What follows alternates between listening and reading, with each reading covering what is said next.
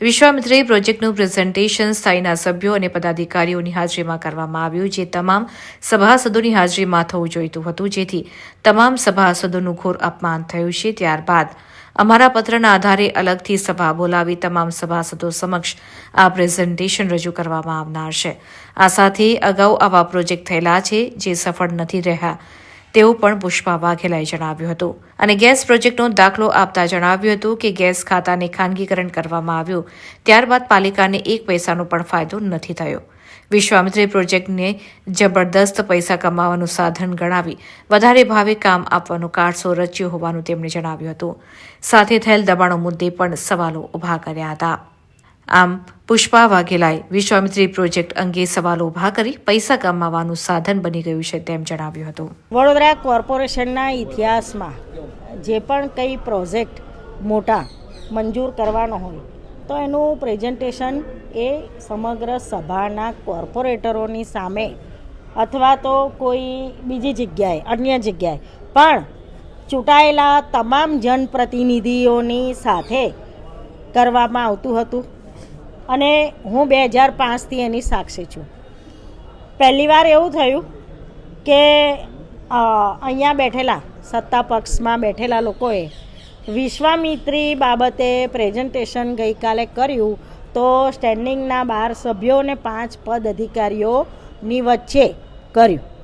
એટલે મેં આજે સભામાં રજૂઆત કરી કે તમે બાકીના તમામ સભાસદોનું ઘોર અપમાન કર્યું. એમણે 24મીએ સભા રાખવી પડી સ્પેશિયલ, એ અમારા પત્રના કારણે રાખવી પડી છે.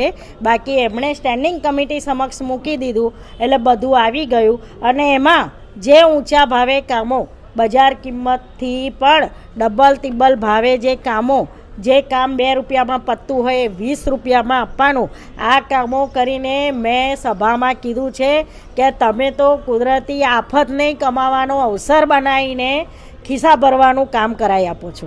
બરાબર છે. આટલા વર્ષોમાં જેટલા પણ પ્રોજેક્ટ થયા એ પ્રોજેક્ટ કેટલા સફળ થયા એ પણ જોવાનું છે. 2013માં ગેસ ખાતું એ ખાનગીકરણ કર્યું, એનું ખાનગીકરણ કર્યું, એનું MOU કર્યું. એમાં હોટલ સૂર્યા પેલેસની અંદર એ લોકોએ MOUનું રાખ્યું હતું, એની હું સાક્ષી હતી. 5 વર્ષમાં આખા વડોદરા શહેરમાં ગેસ પાઇપલાઇનથી બિછાઈ દેવાની અને એની 50% રકમ દર વખતે કોર્પોરેશનને દર મહિને મળશે. આજે 1 રૂપિયો કોર્પોરેશનની ઇન્કમ નથી અને તમામ જે આ ઇન્કમ છે એ VGL કંપનીમાં જાય છે.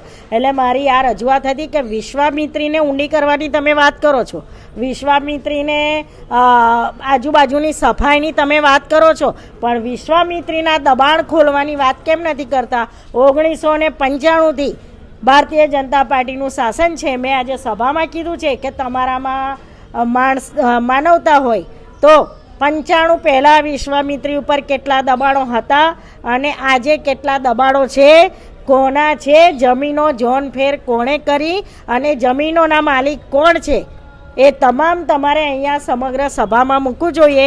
95થી તમારું શાસન છે અને આજ દિન સુધી તમે વિશ્વામિત્રીના નામે ફક્ત ફંડ ફાળવ્યું છે, કામગીરી કરી નથી.